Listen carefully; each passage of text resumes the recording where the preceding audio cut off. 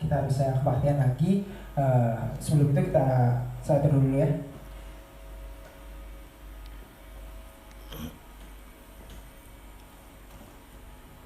Untuk memulai ibadah kita mau nyanyi lagu pertama, Ku Bersyukur Bapa.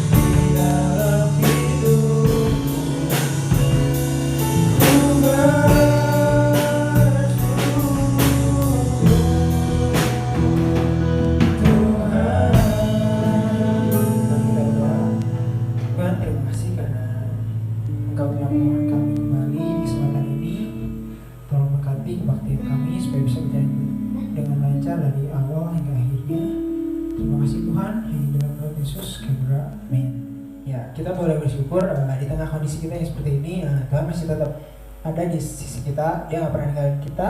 Oleh karena itu kita mau mulai nama Tuhan, kita mau nyanyiin lagu Di Setiap Langkahku.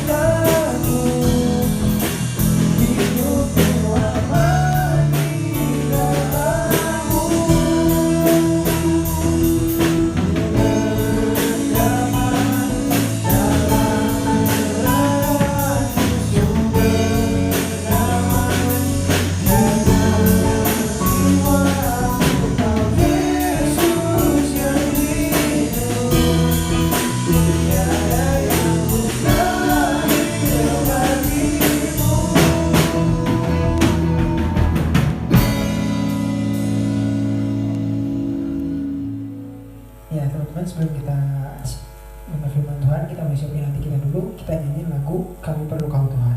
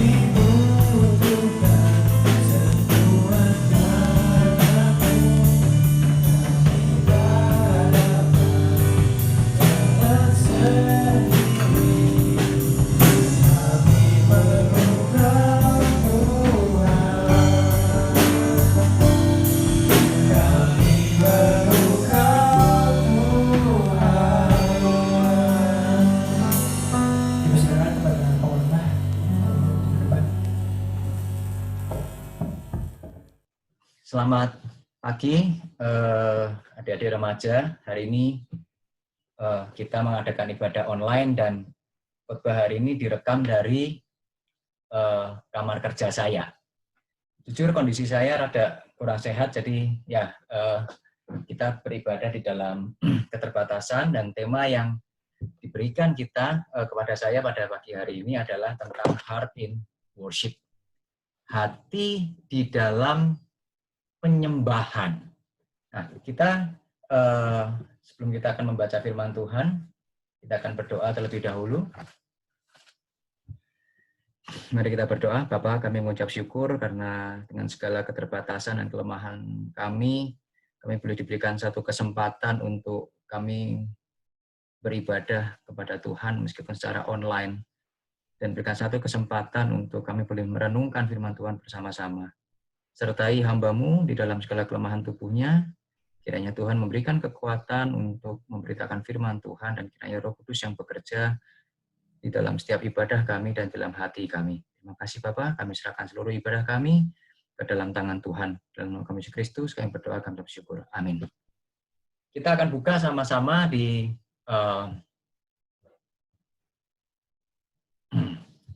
Matius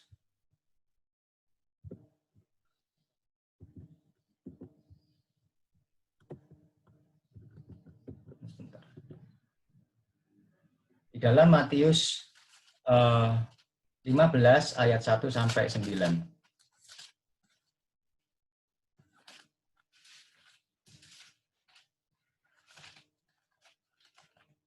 Matius 15 ayat 1 sampai 9.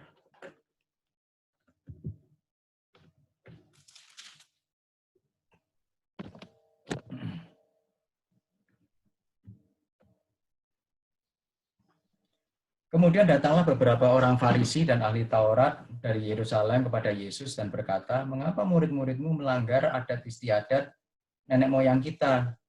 Mereka tidak membasuh tangan sebelum makan." Tetapi jawab Yesus kepada mereka, "Mengapa kamu melanggar perintah Allah demi adat istiadat nenek moyangmu? Sebab Allah berfirman, hormatilah ayahmu dan ibumu, dan lagi siapa yang mengutuki ayahnya atau ibunya pasti dihukum mati. Tetapi aku berkata kepadamu, barang siapa berkata kepada bapaknya atau kepada ibunya, apa yang ada padaku yang dapat digunakan untuk pemeliharaanmu, sudah digunakan untuk persembahan kepada Allah, orang itu tidak wajib lagi dihormati bapaknya atau ibunya. Dengan demikian firman Allah kata, kamu menyatakan tidak berlaku demi adat istiadatmu sendiri. Hai orang-orang munafik, benarlah nubuat Yesaya tentang kamu.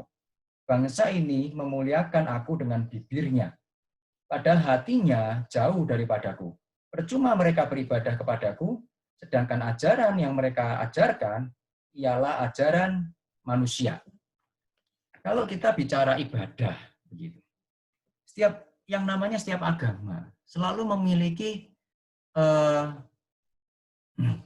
ibadah. Ada ritualitas ibadah, baik itu ibadah secara komunal maupun ibadah secara personal. Dan setiap agama akan memiliki keunikan ritualitas ibadah mereka masing-masing. Setiap hari Minggu kita datang beribadah, seringkali kita juga menjadi sesuatu yang rutin begitu. Dan tantangan sebuah rutinitas adalah kehilangan makna. Ketika makna itu hilang, maka yang terjadi adalah kehilangan semangat di dalam ibadah. Kita datang seperti kadang-kadang sebuah robot yang asal duduk mendengarkan khotbah, itu pun seringkali kita tidak menyimak. Dan ketika kita pulang, kita tidak mendapatkan apa-apa. Lalu biasanya yang kita salahkan adalah ibadahnya. Kita mulai mengkritik ibadahnya tidak menarik, kita mulai mengkritik khotbahnya tidak membangun, tidak mendalam, dan sebagainya.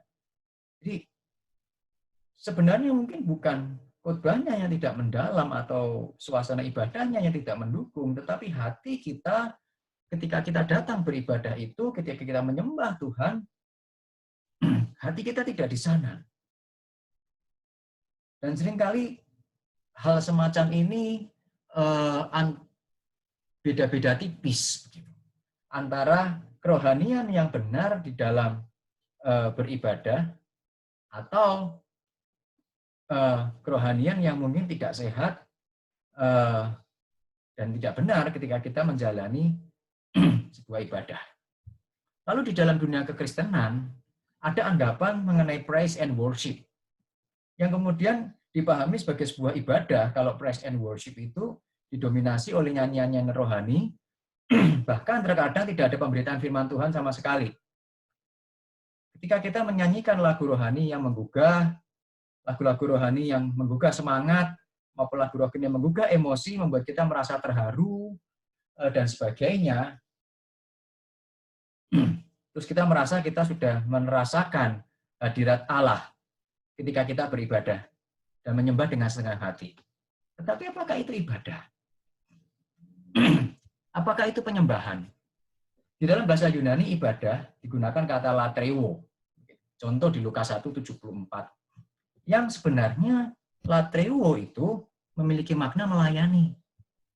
Jadi seorang yang beribadah secara ritual, dalam bahasa Yunani Ibrani pun latreuo memakai kata abad yang sama, artinya melayani. Jadi seorang yang datang melayani, beribadah, adalah seorang datang untuk melayani. Makanya di dalam bahasa Inggris ibadah sebenarnya cocok diterjemahkan sebagai sebuah service, Sunday service, ibadah minggu. Tetapi Sunday service, ibadah minggu itu, pelayanan minggu itu, siapa yang melayani? Siapa yang dilayani? Pertanyaannya itu. Nah, ketika ibadah adalah sebuah pelayanan, dan ketika saya datang beribadah, saya datang untuk melayani. Melayani sebagai apa? Melayani sebagai pembicara, melayani sebagai liturgos, melayani sebagai pemusik, melayani sebagai singer, kolektan, penyambut, dan yang tidak mendapatkan pelayanan-pelayanan semacam itu, apakah mereka tidak melayani? No. Mereka tetap melayani. Melayani sebagai apa? Sebagai jemaat. Ketika saya tidak mendapatkan porsi pelayanan sebagai liturgos dan sebagainya itu, bukan berarti kita tidak melayani. Kita melayani sebagai jemaat. Kita melayani dengan puji-pujian kita yang dipimpin oleh liturgos dan diiringi oleh pemusik. Ketika firman Tuhan diberitakan, bukan sekedar pembicaranya saja yang melayani pemberitaan firman Tuhan, tetapi jemaat melayani dengan membuat lingkungan, setidaknya membuat lingkungan atau suasana pemberitaan firman Tuhan itu kondusif. Dengan cara apa? Dengan cara tidak mengobrol, dengan cara tidak mengganggu, dengan cara tidak mengantuk, atau dengan cara menyimak pemberitaan firman Tuhan. Itu adalah pelayanan. Jadi jemaat sekali lagi bukan datang sebagai customer dari ibadah. Jemaat datang sebagai pelayan ibadah. Lalu kata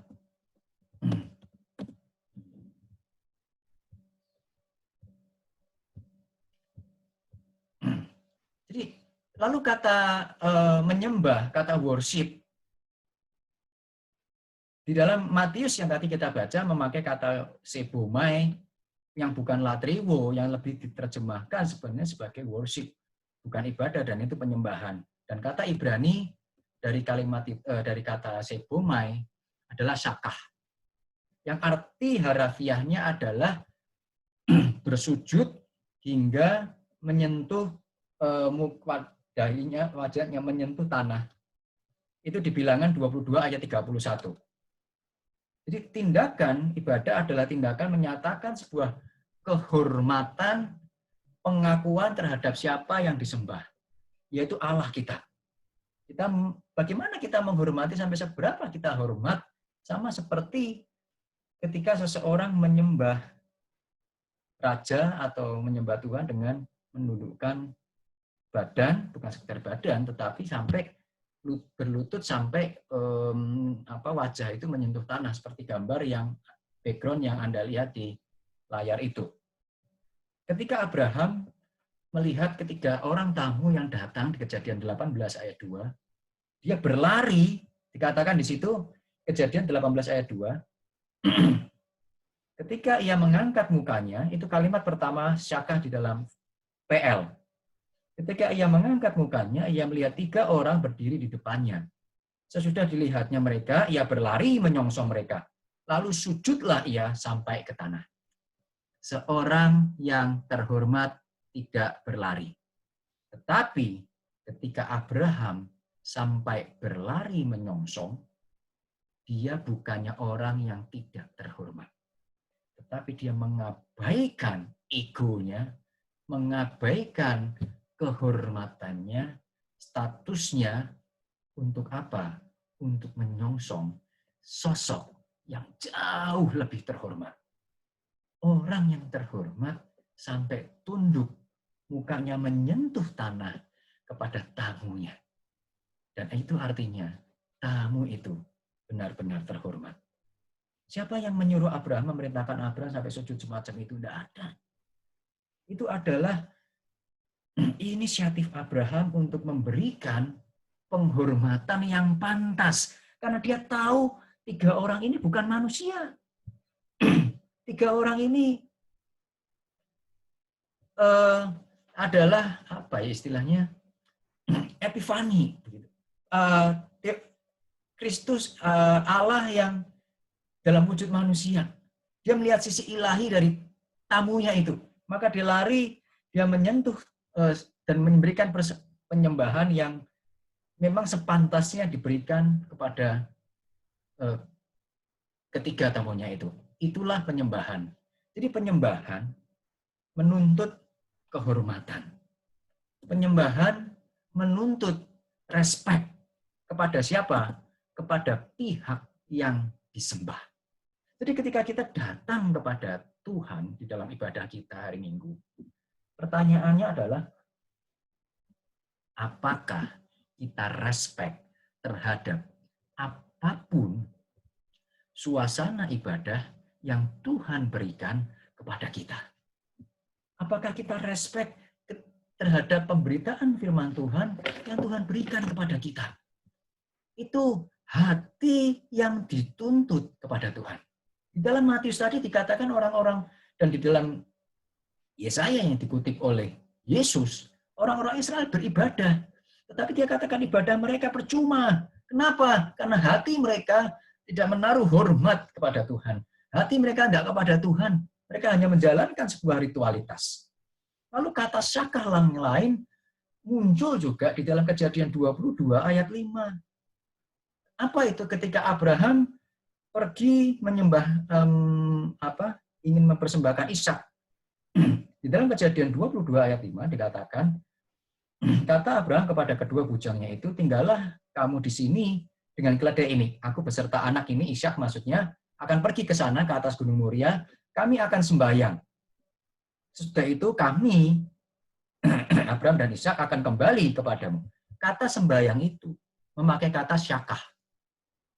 Jadi secara literal seharusnya diterjemahkan, beserta anak ini aku akan pergi ke sana, I will worship. Kami akan menyembah kepada Tuhan.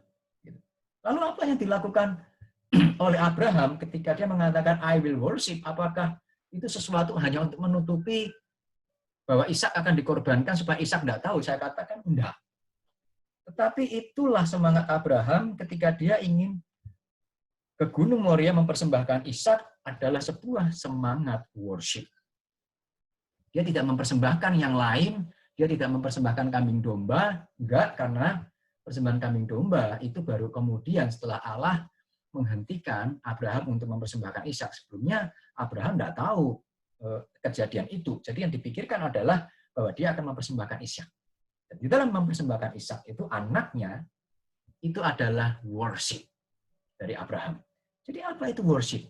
Worship adalah, penyembahan adalah, ibadah adalah memberikan apa yang Allah kehendaki dari kita. Apa yang Allah minta dari kita ketika kita berikan adalah sebuah ibadah dan sebuah penyembahan. Ketika Allah menghendaki hati kita dipersembahkan kepada Tuhan, bukan sekedar fisik kita, apakah kita suka mempersembahkan hati kita? Bukan sekedar fisik kita, mempersembahkan semangat kita, mempersembahkan kerinduan kita kepada Tuhan. Di dalam Matius yang tadi kita baca, konteksnya adalah ketika Tuhan Yesus berdebat dengan orang-orang Farisi mengenai tradisi. Yang diangkat pertama-tama adalah mereka mengkritik murid-murid Tuhan Yesus yang tidak melakukan ritualitas mencuci tangan sebelum makan. Itu sebuah ritual yang biasa dilakukan, sebuah tradisi yang biasa dilakukan oleh orang-orang Yahudi ketika mereka makan, begitu. Kita cuci tangan, bukan sekedar supaya kesehatan, itu benar-benar sebuah ritualitas yang erat dengan budaya Yahudi dan kelihatannya itu dilanggar oleh murid-muridnya. Lalu mereka protes.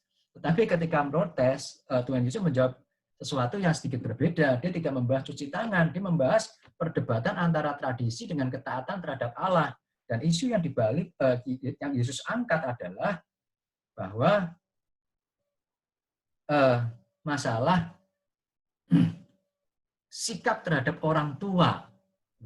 Jadi Yesus mengatakan jika gampangnya, jika engkau mengatakan bahwa tidak ada uang yang dipakai untuk, kamu mengatakan bahwa uang yang seharusnya dipakai untuk memelihara orang tua sudah diberikan buat Tuhan, tidak ada lagi.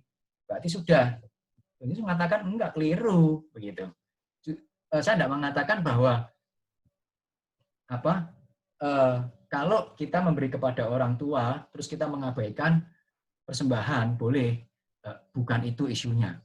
Yang Tuhan inginkan adalah dua-duanya, dan jangan sampai pempersembahan kita kepada Tuhan itu dijadikan alasan untuk mengabaikan tanggung jawab kita, bukan sekedar terhadap orang tua, ya artinya adalah jangan sampai apa yang kita berikan kepada Tuhan itu dijadikan satu alasan untuk membenarkan, melarikan diri dari tanggung jawab kita sehari-hari. Padahal perintah di dalam konteks ini, perintah memelihara orang tua adalah sebuah perintah keagamaan, tetapi diabaikan oleh tradisi. Dan Yesus mengatakan ibadah semacam itu percuma. Kenapa? Karena secara ritualitas datang, tetapi secara kehidupan sehari-hari, kehidupan orang-orang Farisi tidak mencerminkan perilaku yang sesuai dengan ibadah mereka. Jadi apa itu? Hati di dalam beribadah. Seorang memiliki hati yang benar di dalam ibadah, yang di dalam penyembahan, dia datang dengan hati yang benar. Ada rasa hormat, ada rasa kegentaran kepada Tuhan.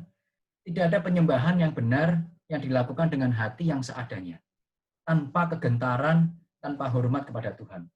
Kita memang hari ini tidak mempraktekkan gestur sujud sampai menyentuh tanah, tetapi sikap hati kita adalah yang paling diminta oleh Tuhan, bahwa kita memiliki satu sikap hati yang sama seperti kita sujud ke tanah.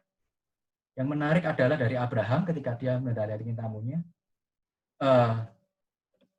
dia tidak perlu menunggu. Abraham justru yang lari menyongsong. Menyongsong bukan sekedar kemudian ayo masuk ke rumah. Tidak, dia sujud. Memberikan kehormatan, memberikan penyembahan begitu kepada tamunya itu. Kenapa? Karena dia mengenal tamunya. Abraham di dalam menyembah ketiga tamunya yang memiliki natur ilahi itu, dia mengenali ketiga tamunya itu siapa. Tamunya dari jauh, belum bicara apa-apa. Tetapi ketika Abraham melihat, dia punya kepekaan rohani, mereka bukan manusia. Mereka ilahi. Demikian juga ketika kita harus datang kepada ibadah. Di dalam ibadah dan penyembahan kita. Apakah kita memiliki satu kepekaan bahwa yang ilahi itu, bahwa Tuhan itu ada di sekitar kita, ada di depan kita, ada di hadapan kita. Sosok yang seharusnya kita datang dengan gentar, dengan perasaan malu karena dosa kita, berharap pengampunan, dengan rendah hati dan rasa hormat itu benar-benar nyata di hadapan kita. Kalau kita mengerti konsep ini, kita memiliki hati ini, maka di dalam keterbatasan ibadah apapun kita akan merasakan sukacita yang sama di dalam ibadah. Kita hari ini beribadah di rumah masing-masing, tetapi kita menyembah Allah yang sama dengan ketika kita berada ibadah di gereja. Pertanyaannya adalah apakah segala keterbatasan ini menghalangi sukacita kita? Apakah membuat kita merasa tidak puas? Kalau kita merasa tidak puas, pertanyaannya selama ini yang kita lakukan apa? Kepuasan kita dinilai dari kita peroleh dari apa? Dari perjumpaan dengan Allah atau dari konsumsi suasana ibadah yang selama ini kita terima? Ingat, kita bukan customer dari ibadah. Kita adalah penyaji ibadah yang harusnya dinikmati oleh Tuhan. Tanpa hati yang rindu dan peka akan kehadiran ibadah, maka kita tidak akan pernah terpuaskan dimanapun kita berada. Dan ketika kita merasa puas pun, Tuhan akan mengatakan ibadahmu percuma karena kau puas dengan suasana, bukan dengan perjumpaan dengan saya. Lalu berikutnya ibadah yang benar disertai dengan ajaran yang benar. Ingat, kenapa Yesus mengkritik orang-orang Farisi, ibadah mereka percuma? Karena ibadah mereka didirikan atas ajaran dan perintah manusia. bukan perintah Tuhan. Matius 15 ayat 9. Ibadah dan ajaran yang benar, yang disampaikan, yang dilakukan, tidak bisa dipisahkan. Ketika Tuhan berbicara melalui firman yang disampaikan oleh pengkhotbah, pertanyaannya adalah, apakah kita tahu, peka, bahwa firman yang disampaikan oleh pengkhotbah itu adalah kebenaran firman Tuhan atau karangan manusia belaka? Tidak semua khotbah harus diaminkan. Setiap khotbah harus diseleksi mana yang benar, mana yang salah. Mengaminkan khotbah yang salah adalah salah. Jadi ibadah, rangkaian ibadah yang di dalamnya ada kebenaran firman Tuhan yang disampaikan, menuntut kita meresponi dengan benar. Ibadah tanpa ajaran yang benar bukan ibadah yang sejati. Seorang penyembah Allah yang rindu datang dan rindu seharusnya memiliki hati yang rindu datang dan rindu mengenal Allah. Mengenal Allah tidak dapat diperoleh dengan ajaran-ajaran manusia atau tren zaman, tetapi diperoleh akan pemahaman kita akan firman Tuhan. Tidak ada seorang penyembah yang benar yang tidak menyukai firman Tuhan.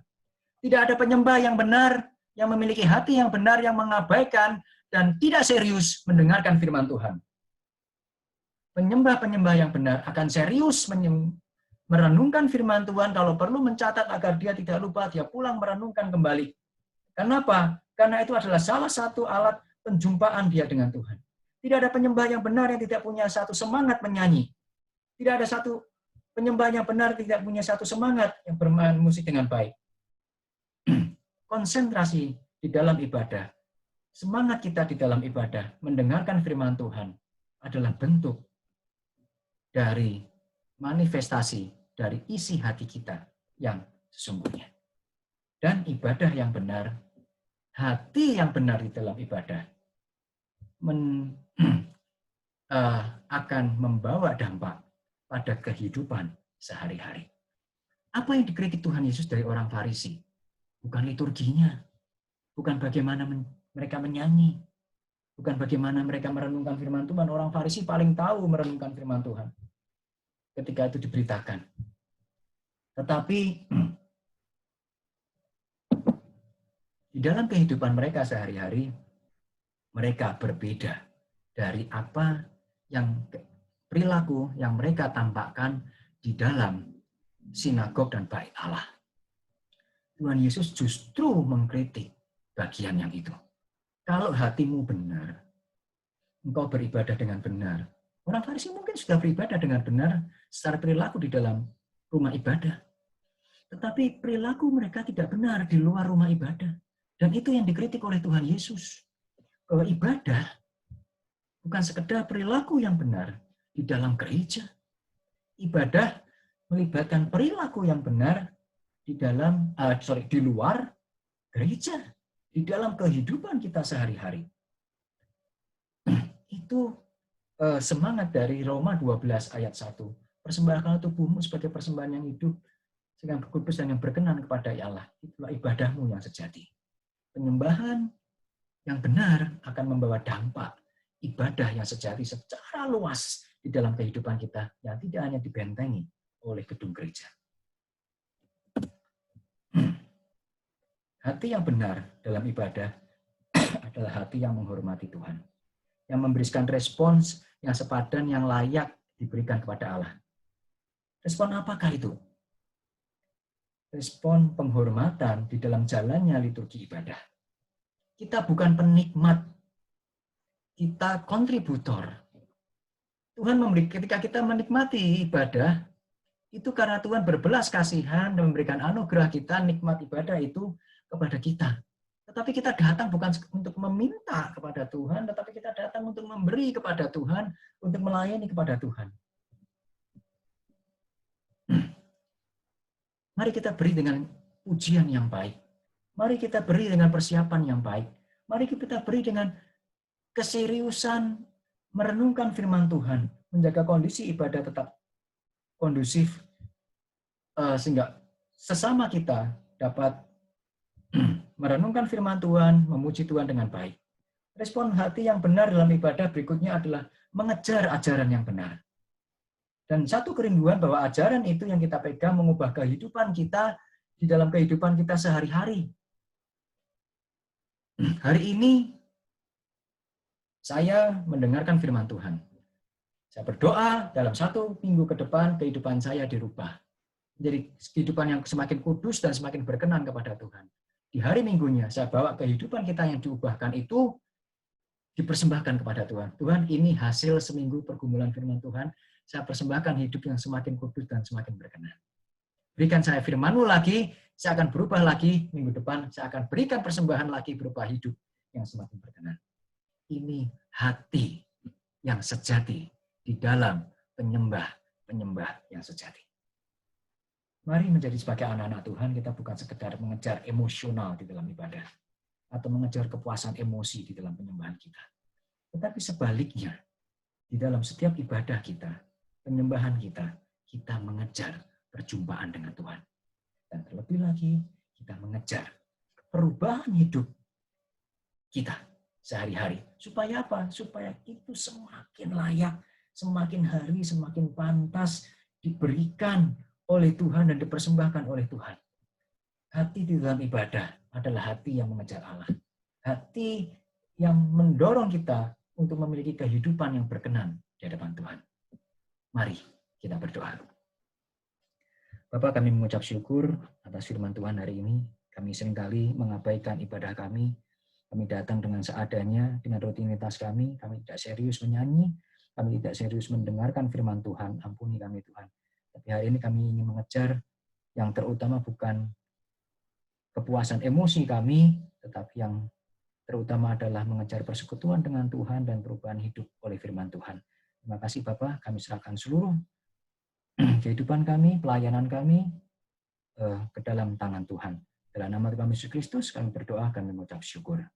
Amin. Ya, bagi teman-teman yang mau ngasih persembahan bisa memasukkannya ke dalam amplop sendiri, lalu menyerahkannya ke gereja pada saat ibadah dilaksanakan kembali, atau bisa mentransfernya ke rekening yang ada di sini. Akhiri waktu kita, sebelum itu kita menyanyi lagu. Terima kasih Tuhan.